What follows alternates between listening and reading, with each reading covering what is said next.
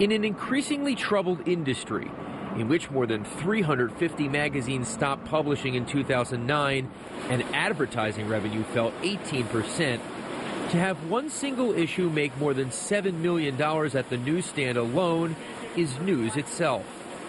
It's a success that Mark Ford, president and group publisher of Time Inc. News Group, counts on. It is the single best-selling issue that we have. You have 64 million people that see Swimsuit, so it's huge.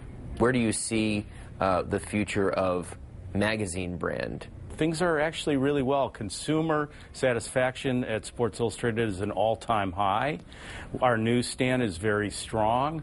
On the advertising side, every media company took a pretty tough hit this year, but we think that we outperformed many of our competitors. The Swimsuit edition began in 1964 as a 5-page supplement to heat up the winter months. It's now a standalone issue, a licensing property, and a multimedia empire spanning the internet, mobile technology.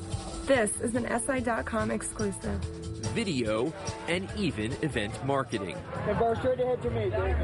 Today, the franchise makes up 7% of Sports Illustrated Group's total advertising revenue.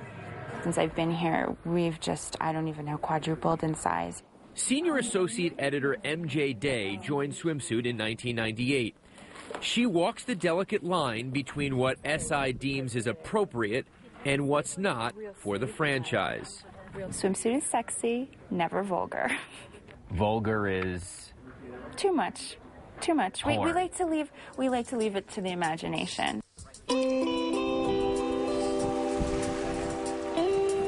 We like to give you just enough to get you interested, and then the rest you figure out on your own. Big jump. Yes, again. MJ, look, hon. Though racy and revealing, Swimsuit thrives because it's widely considered to be socially acceptable. But whether it's tasteful or tawdry is a matter of opinion. Critics have called it a catalog of sexism, and a former Time magazine writer wrote a blog calling the issue porn. Sports Illustrated editor Terry McDonnell says he's careful not to offend his core audience. There's a kind of a trust with all the readers of Sports Illustrated, and you don't want to put anything in there that makes anybody uncomfortable.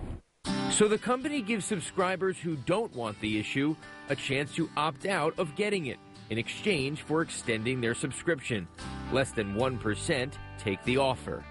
Some editors of Sports Illustrated did not like Swimsuit.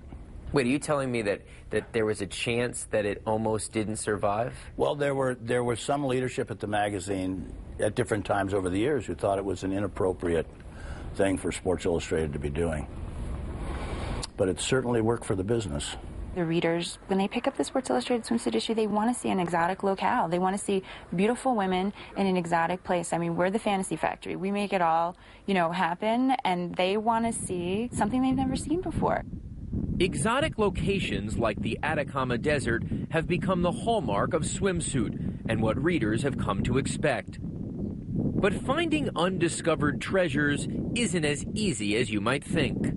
You almost go to places where no one's really ever shot something like this. That's the challenge. That's the challenge, and that's why you come to places like this, because, you want to do something that no one's done, no one's been to, no one's seen, but it's not easy.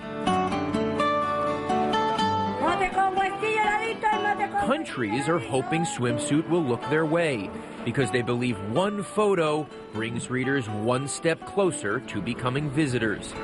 SI first visited Chile in 2004, and since then, tourism has risen 34%. The mountains are more dramatic this way. Let's see. And as you can imagine, the trips have become the envy of outsiders. There is not a place in the world that I go where the first question when they find out what my job is, what about those swimsuit shoots? Grown, mature men, well-dressed, sitting down at a table to discuss international licensing deals, ask me if they can go on the next swimsuit shoot. I mean, it's hilarious. This place is just spectacular.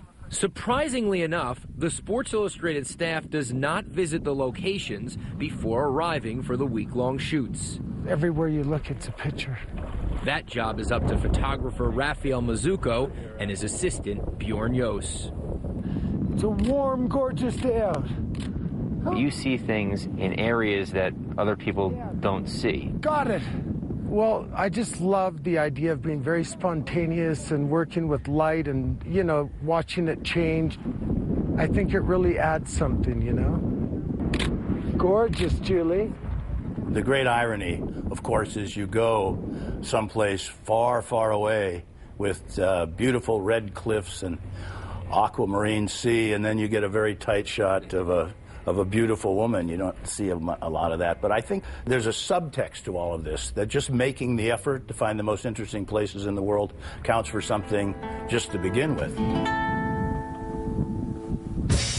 When we return, Cheryl Tiegs plus fishnet equals a global sensation. To this day, I don't understand the particular appeal of that shot. That's next, when Business Model inside the Sports Illustrated swimsuit issue continues.